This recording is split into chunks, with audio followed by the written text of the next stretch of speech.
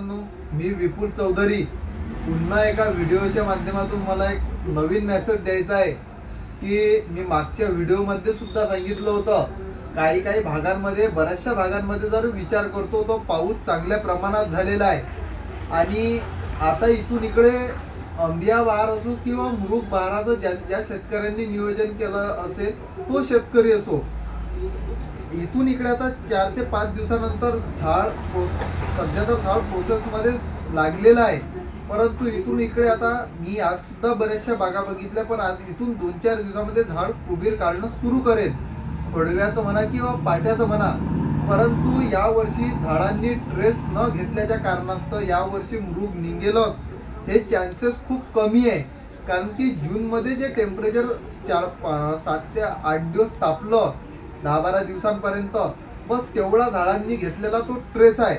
ज्या झाडांनी बऱ्यापैकी ट्रेस घेतलेला होता आणि ते स्टोरेज त्या झाडामध्ये स्टोरेज पूर्णतः स्टोअर आहे, अशा झाडांमधली जी कंडिशन आहे तिथं 75% निघण्याचे चान्सेस आहे. परंतु जी काळीची जमीन आहे जिथे झाडांना काहीच प्रमाणात ट्रेस घेतलेला नाही आहे तिथं एवढ्या प्रमाणात निघण्याचे चान्सेस नाही वाटत. तरी 50% चान्सेस निघण्याचे आहेत, परंतु 50% नाही निघण्याचे चान्सेस आहे, कारण की झाडांना तिथे कुठल्याही प्रकारे ट्रेस घेतलेला नाही. परंतु ज्या झाडांनी ताण चांगल्या प्रमाणात घेतला तिथे निघण्याचे चान्सेस जाणवत आहे. परंतु मागं मे मध्ये जे पाऊस आला त्या पावसामध्ये बऱ्याच शेतकऱ्यांचे जी तापाळ आणि गोटाळ जमीन होती त्या भागांमध्ये पाट्यासारखे जे झाडं होते ते निघालेले होते.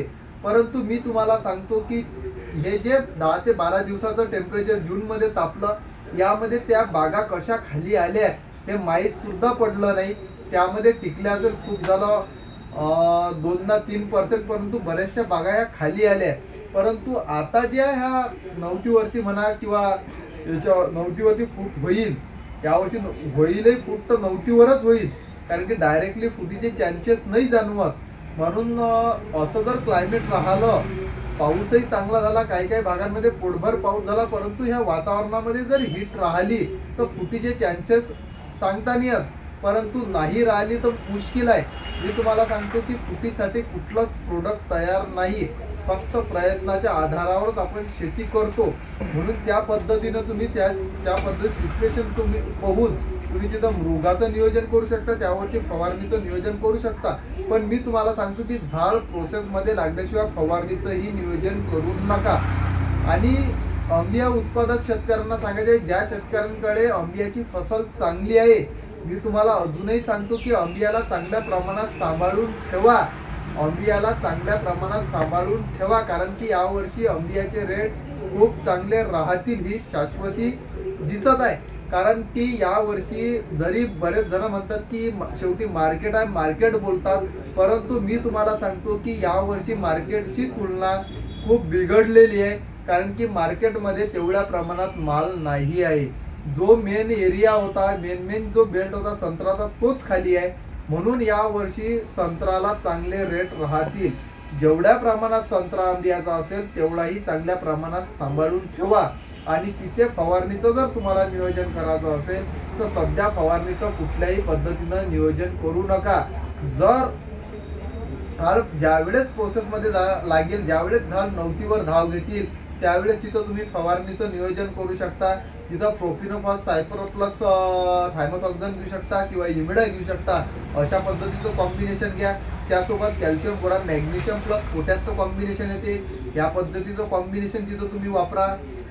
त्यासोबत एखादं पहिलीच फवारणी आहे, त्यामध्ये तुम्ही फॉस्फरसही यूज करू शकता. पहिल्याच फवारणीमध्ये तुम्ही बुरशीनाशकची मला नाही वाटत कुठल्या प्रकारे तरी गरज असेल म्हणून, कारण की तिथं फॉस्फरस घेतल्याच्या कारणास्तव तुमचं तिथं मृगाचंही नियोजन चांगल्या प्रमाणात होऊ शकते. अशा पद्धतीनं तिथं तुम्ही फवारणीचं नियोजन त्या प्रमाणात करू शकता. परंतु आंबिया ज्या शेतकऱ्यांकडे आहे त्यांनी योग्य ते नियोजन करून तिथं तुम्ही आंबियाची फसल सांभाळून ठेवू शकता. कारण की यावर्षी आंबियाचं साल आहे, यावर्षी आंब्याला चांगले रेट राहतील ही शाश्वती दिसून येत आहे. दरवर्षी सारखी यावर्षी सिच्युएशन नाही आहे. म्हणून मी सर्व शेतकऱ्यांना सांगतो की आंबिया ज्या शेतकऱ्यांकडे त्यांनी योग्य तो सांभाळून ठेवा. आणि मृग उत्पादक शेतकऱ्यांना सांगतो की मृगाचंही 75% शेतकऱ्यांनी यावर्षी बागा मृगावर टाकलेल्या होत्या, परंतु बऱ्याचशा शेतकऱ्यांना आशा आहे की मृग निघेल, परंतु शेवटी काही गोष्टी निसर्गावर डिपेंड असतात.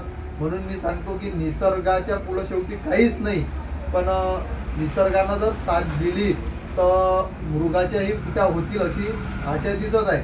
म्हणून आज सर्वात महत्त्वाचा मला मेसेज द्यायचा होता. आणि सध्या जे क्लायमेट आहे, सध्याचं वातावरण आहे, या वातावरणात अशा पद्धतीने नियोजन करण्याची खरोखर गरज आहे. धन्यवाद.